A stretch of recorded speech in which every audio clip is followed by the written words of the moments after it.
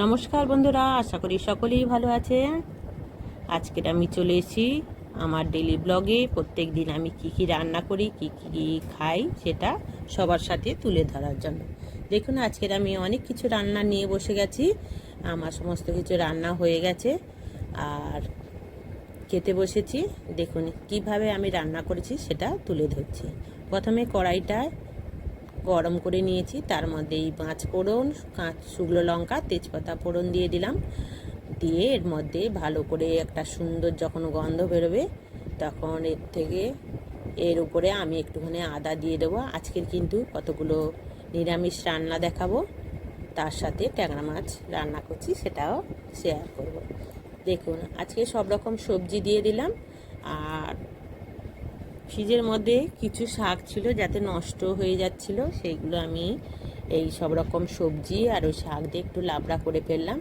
বিশেষ কিছু মশলা দেব না। এবার দেখুন একটু দিয়ে দিয়েছি হলুদ আর 5 ফোড়ন আর একটু মৌরি ভালো করে ভেজে গুঁড়ো করে রেখেছি, গুঁড়ো মশলা, সেটা দিয়ে দেব। এবার দেখুন এই সাদা শাকটা এর মধ্যে দিয়ে আমি ভালো করে কষিয়ে নিচ্ছি। দেখুন কতটা শাক দিয়েছি, তার মধ্যে একদম মজে কম হয়ে গেছে। আর এর মধ্যে আমি কিছুই জল টল কিছুই দেবে না, ঢাকা চাপা দিয়ে রান্না করব। এই সবজির জল এবং শাকের জলে দারুণ হয়ে যাবে। দেখুন কত সুন্দর হয়ে গেছে। এবার উপর থেকে আমার যে রেডি করা ছিল আগে বাড়িতে তৈরি করা মশলাটা দিয়ে দেব। দারুণ লাগে। নিরামিষের দিনের বন্ধুরা এইভাবে রান্না করে খাবেন, দেখবেন খেতে খুবই ভালো লাগবে।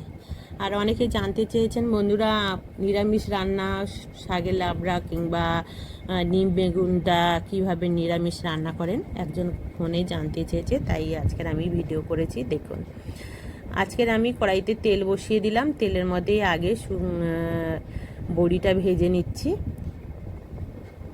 আজকের আমি নিম বেগুন করব।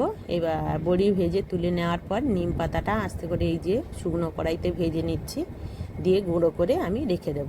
এবার কড়াইতে 5 ফোড়ন, শুকনো লঙ্কা, একটু আদা দিয়ে দিয়েছি। দিয়ে এরপরে আমি কেটে রাখা আলু আর বেগুনটা দিয়ে দেব। দিয়ে ভালো করে কষিয়ে নেব। এর মধ্যেও আমি জল দেব না, ঢাকা চাপা দিয়ে রান্না করে নেব। দেখুন আমি বেগুন আলু এইভাবে কেটেছি। এর মধ্যে যদি একটু সজনে ডাঁটা দেওয়া যেত খুবই ভালো লাগে। আজকাল আমার কাছে সজনে ডাঁটা ছিল না, তাই আলু বেগুন দিয়ে নিম বেগুনটা করব। সম্পূর্ণ নিরামিষ রান্না। আর উপরে দিয়ে দিলাম ওই যে ভেজে রাখা বড়িটা। আপনারা যদি বেশি তেল দিয়ে খেতে চান অবশ্য তেল বেশি দিয়ে খাবেন, যেহেতু আমি একটু কম তেল খাচ্ছি এখন, তাই একটু কম তেল দিয়ে রান্না করছি। আর দেখছি কম তেল দিয়ে রান্না করে স্বাদটা একই থাকে, কিন্তু তেলটা একটু কম হলেও খেতে খারাপ লাগে না, ভালোই লাগে। আর এবারও হয়ে গেছে রান্নাটা। এর উপর থেকে আমি নিম পাতা ছড়িয়ে দিলাম। যখন খাবো মাখিয়ে আস্তে আস্তে করে খেতে থাকবো।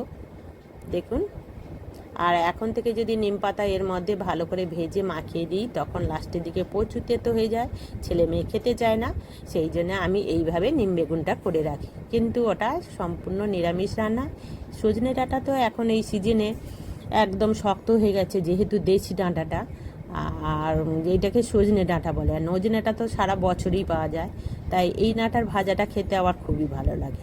তাই এটাকে আমি বড় বড় না কেটে ছোট ছোট করে কেটেছি।